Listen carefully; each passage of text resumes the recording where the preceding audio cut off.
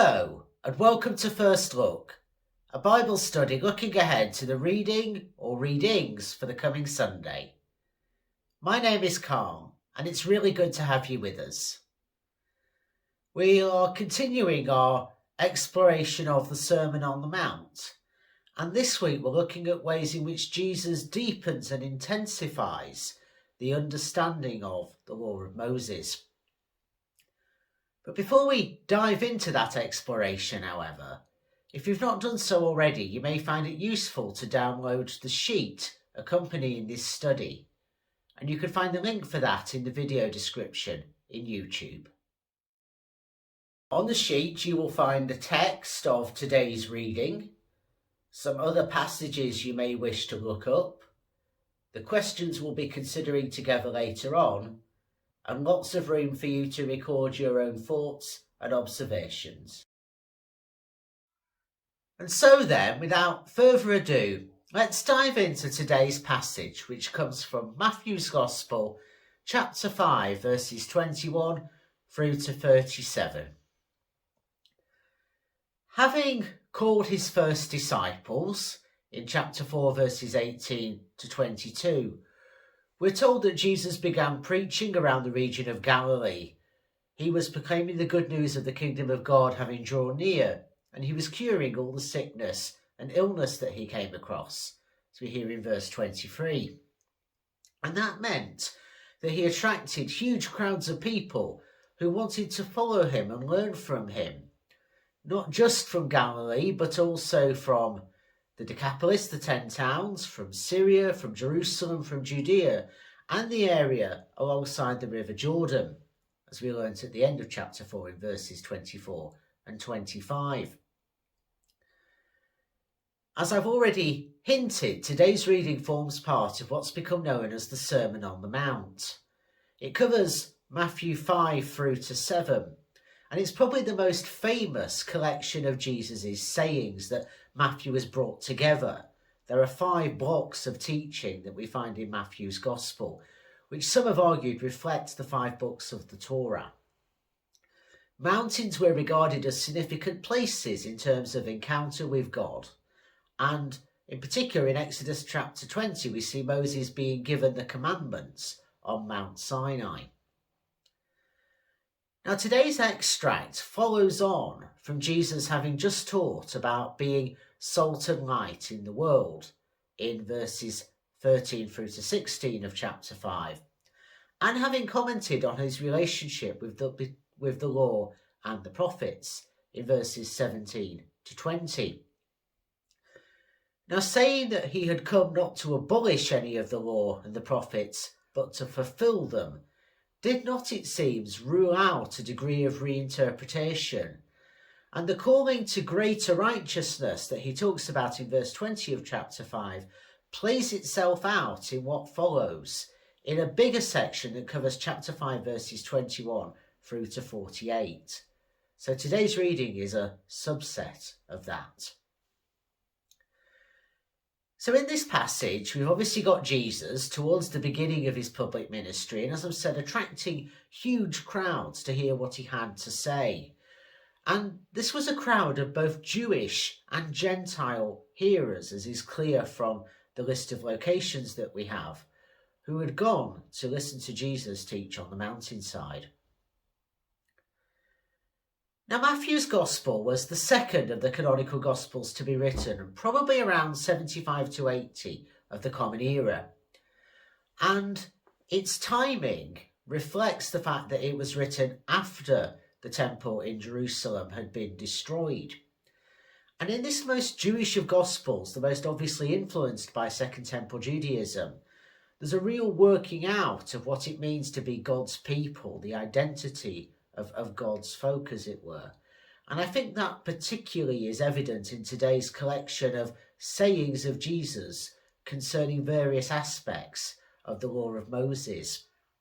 And he's really, I think, trying to get to what's at the heart of these commandments with which the people of Israel would have been oh so familiar. What's at their core? Why are they there? Now, if we want to help us to understand what's going on along the way here, there are various passages that we may wish to look up. And in particular, it's worth taking a look at Micah chapter 6 and Isaiah chapter 58, which emphasize how in the Hebrew scriptures one needs to take the law into one's heart. I'll mention other passages along the way. So in this text, we see Jesus taking some of the Ten Commandments and intensifying and radicalizing them, one might even say, for his hearers, extending them into almost every area of ordinary life. He's not replacing the law of Moses or the prophets, and nor is he building on another layer of oral law, as it were, as the Pharisees did. Instead, he's intensifying the teachings of Moses, and he's really drilling down to what are these fundamentally about. And so it is that recalling the prohibitions against murder becomes a way of really grappling with the internal dynamics of life in things like anger and lust and broken relationships with other people and our trustworthiness. It shows us that attitudes and emotions matter just as much in God's sight as our external actions. And so, in the first block of this passage, Jesus recalls the commandment not to murder that we find in Exodus chapter 20 verse 13 and Deuteronomy chapter 5 verse 17. But he goes further than that, as we see in verse 22. Because he says, well, if you're angry with another person, or you insult them, or you call them a fool, that's just as liable to incur judgment as if you murder someone. It's just as serious. And note the similarity between verses 21 and 22 in terms of that language of being liable to incur judgment. Now in verse 22, when it talks about the council, it's referring to the Sanhedrin, the council of Jewish religious leaders. And the word that's sometimes translated as hell is actually the word Gehenna, which is regarded over and over again in Matthew's Gospel as a place of punishment. So, for example, we can see other instances of that in chapter 10, verse 28, in chapter 18, verse 9, and in chapter 23, verses 15 and 33. Now, note here that we get the first really profound hint that Jesus' audience is assumed to be male and heterosexual, one might add. And that comes through recognising that it would be men who would be hauled before the Sanhedrin to account for their actions, because it was men whose actions were considered significant enough to do that. So we already get an insight into who Jesus is talking to. I think what's going on in this injunction is a recognition that more often than not, when we talk about the kind of violence that can be so extreme that it might take somebody else's life, it starts with that everyday anger. It often does start with verbal behaviour rather than immediately being physical. And so I think Jesus is getting to the root of that burning anger that can so easily spill over into lethal violence. He goes on in verses 23 and 24 to talk about being reconciled with people who legitimately have something against us before we go and offer our gifts to God. Now, I think that really ought to stop us in our tracks. It reminds us that resentments and estrangements and alienations can prevent us from offering our gifts to God in the first place. It reminds us, therefore, I think, that there's nothing purely private about Christian faith. It's public in its working out. And Jesus goes on in verses 25 and 26 to talk about the need to be reconciled with others before we find ourselves getting to court. Otherwise, we won't be released from the captivity to sin that's implied until we've fully paid the penalty. In a society that's very prone to resort to litigation, actually that's a really interesting thing to be challenged with, to settle with people, to make up, to seek reconciliation where possible. Now, in all of this, it's easy, I think, to take what Jesus says here and apply it in a way that doesn't always appreciate the nuance of particular situations that we might encounter. For example, if we've hurt somebody very badly, that we may not be in a position to be able to make restitution because that person may not be able to countenance that, or it may not be safe for us to have that kind of encounter. So, we do have to respect there are going to be pastoral sensitivities and challenges here. But the basic principle that if someone holds a grudge against us and they have good reason to do so, that actually we own it and we sort it out and we make restitution is a good one. So, Jesus has made it clear, therefore, that we can't pat ourselves on the back if we manage to get through life without murdering another person. He also makes it clear, again in a reminder that we're talking about a male audience here, that we can't just pat ourselves on the back for having not managed to commit adultery. We find that in verse 27 of today's reading, and it takes us back again to the Ten Commandments, to Exodus chapter 20, verse 14, and Deuteronomy chapter 5, verse 18. We can't pat ourselves on the back for not being adulterous, Jesus says, while lusting after other women. And again, that picks up on what we find in the Ten Commandments about not coveting a neighbour's wife in Exodus chapter 20, verse 17, and Deuteronomy chapter 5, verse 28. This is teaching that's clearly aimed at men within a very patriarchal society. And it encompasses not just committing adultery, but also other things that might cause us to sin. And in verses 29 and 30, when Jesus talks about if your eye causes you to sin, gouge it out, if your hand causes you to sin, chop it off, he's not literally suggesting that Christians should go around dismembering themselves. Rather, he's using hyperbolic, exaggerated, might even say humorous language, extreme language maybe, to make a point, which is that actually the intentions of our hearts and the way our roving eyes or wandering hands might behave is as consequential as if we embark on a full-blown affair with somebody. In the Me Too era, it's particularly interesting to read this text and to be reminded of how so often it's men who have abused their power and status in order to belittle and exploit and harm women for their own personal gratification. So Jesus' teaching has a real contemporary edge to it. And in a church where it's still the case the vast majority of those in positions of power and authority at the highest levels are men, it should also serve as a reminder to those of us who are in positions of religious leadership not to abuse our power and status like that. So Jesus is making it very clear that having a naughty look or a quick feel is just as bad as actually committing full-blown adultery. And we go on with this theme about how women are treated in the subsequent two verses, 31 and 32, where it talks about divorce.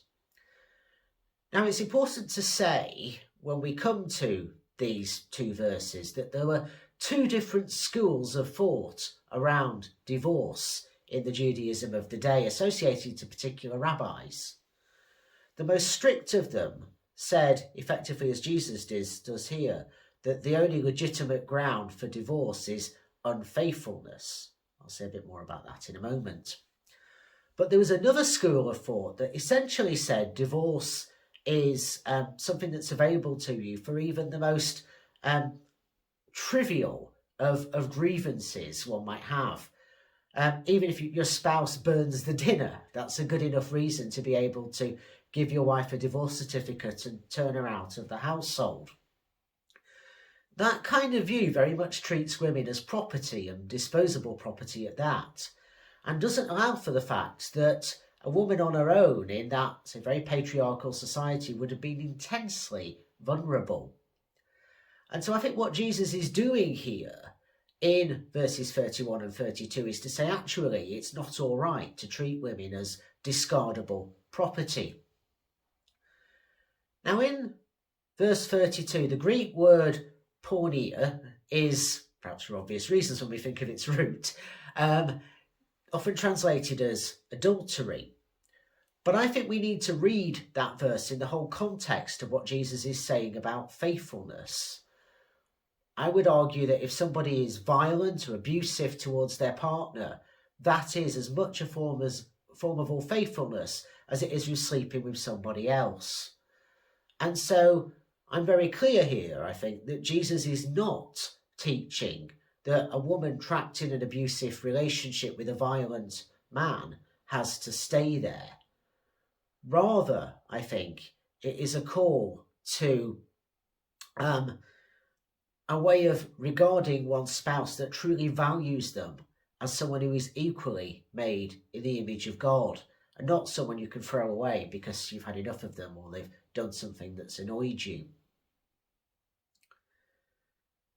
So we've got the section of today's passage which perhaps is most clearly about telling men how to behave towards women, or how the sort of things they should not be doing.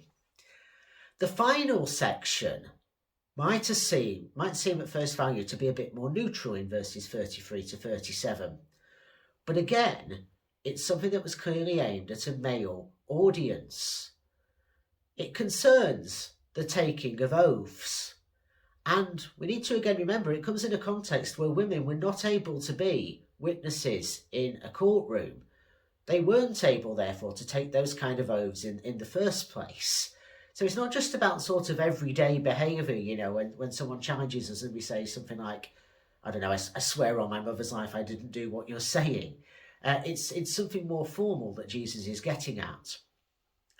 And he takes us beyond, in verse 33, the injunction not to swear falsely, which again picks up on the Ten Commandments, on Exodus chapter 20, verse 16, and Deuteronomy chapter 5, verse 20.